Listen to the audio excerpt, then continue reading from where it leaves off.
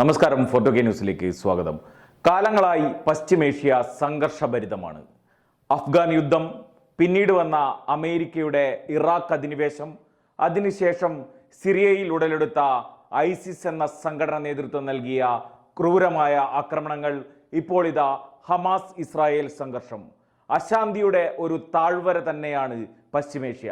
അത് എന്നത്തെക്കാളും ഭീകരമായ അവസ്ഥയിൽ ഒരു ലോകമഹായുദ്ധത്തിന് തന്നെ പോർമുഖം തുറന്നു നിൽക്കുകയാണ് ഹമാസ് ഇസ്രായേൽ സംഘർഷത്തിന്റെ മറവിൽ. ഇപ്പോൾ ഹമാസ് ഇസ്രായേൽ സംഘർഷത്തിന്റെ വാർത്തകൾ നാം ദിനം പ്രതി കേൾക്കുന്നുണ്ട്.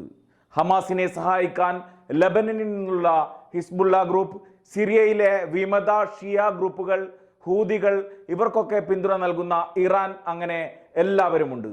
ഇവർ യുദ്ധത്തിൽ കക്ഷി ചേർന്നതോടെയാണ് ഈ യുദ്ധം പശ്ചിമേഷ്യയിലേക്ക് വ്യാപിക്കാൻ തുടങ്ങിയത്. നാറ്റോ രാജ്യങ്ങൾ ഇസ്രായേലിന് പിന്നിലും അണിനിരന്നതോടെ വലിയൊരു സംഘർഷ ഭീതിയിലാണ് ഇപ്പോൾ മേഖല.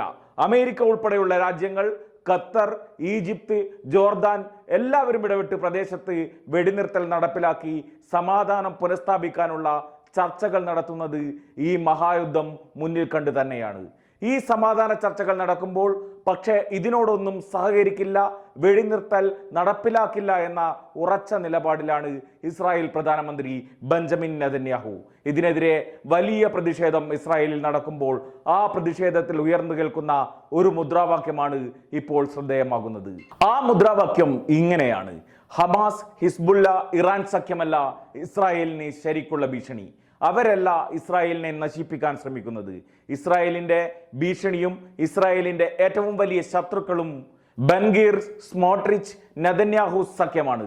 അതായത് ഇസ്രായേലിന്റെ ദേശീയ സുരക്ഷാ വകുപ്പ് മന്ത്രി, ധനകാര്യമന്ത്രി, പ്രധാനമന്ത്രി സഖ്യമാണ് ഇസ്രായേലിന്റെ ഏറ്റവും വലിയ ശത്രുക്കൾ.